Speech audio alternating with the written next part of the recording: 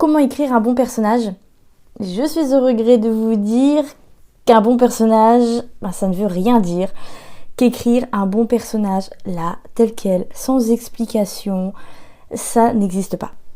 Un bon personnage, ça dépend de qui lit les romans. Et par extension, ça dépend du genre de votre roman. Vous ne vous adresserez pas au même public si vous écrivez de la SF, de la romance, si vous écrivez un roman d'aventure.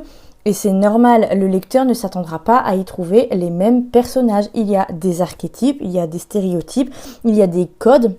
Bon, bien sûr, vous pouvez vous amuser à détourner ces codes, vous pouvez vous amuser à jouer avec, vous pouvez les renforcer volontairement pour donner une caricature de personnage, mais dans tous les cas, il y a des codes et vous allez vous en servir, des codes propres à chaque genre.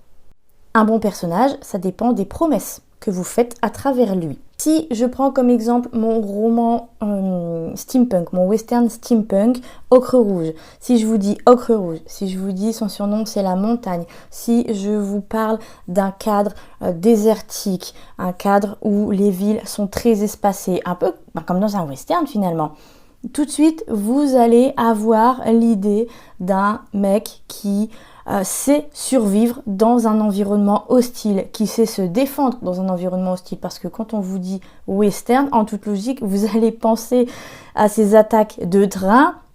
Quand on fait péter les rails, vous allez penser à ces attaques de diligence. Vous allez penser à toutes ces étendues désertiques où il n'y a plus forcément d'eau, où il y a des gens hostiles qui peuvent vous tombez dessus pour vous dépouiller, vous allez penser au duel, vous allez penser aux bagarres dans les saloons.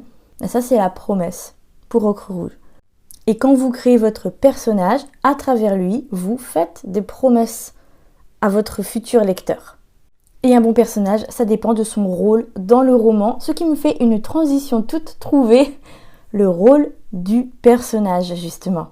Si on veut quand même parler de bon personnage, un bon personnage, c'est un personnage qui veut quelque chose, qui va élaborer un plan ou un stratagème pour l'obtenir et qui va rencontrer des obstacles.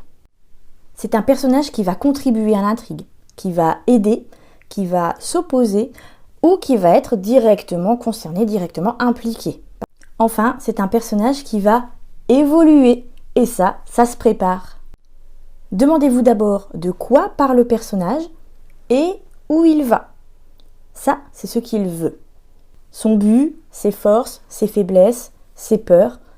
Puis demandez-vous pourquoi il veut atteindre ce but, ce que ça va lui apporter ou ce qu'il pense que ça va lui apporter. Ça, c'est sa contribution à l'intrigue, ses motivations, son histoire. Et demandez-vous comment il va atteindre son but. Ça, c'est son évolution. Donc, son plan, les actions qu'il mène et les obstacles qu'il rencontre. Un bon personnage, c'est aussi une présence d'éthique, une posture, une façon de parler. C'est aussi des forces, des faiblesses, des peurs, comme je vous le disais tout à l'heure, mais également des doutes, de l'enthousiasme, des périodes au fond du trou et une manière de communiquer tout ça.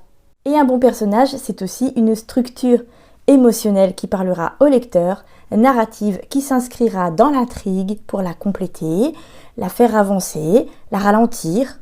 En parlant de structure, j'utilise depuis des années ma fiche personnage idéale pour créer mes personnages et j'y ai intégré tout ce que j'ai appris en plus de 20 ans d'écriture et en plus de 20 romans écrits. Récupérez-la avec le template Notion pour créer des personnages qui contribuent à l'intrigue, qui véhiculent des émotions, qui évoluent, mais aussi pour préparer tout votre roman. Ça se passe sur Power pour 5 € par mois. Vous avez accès à plein de ressources.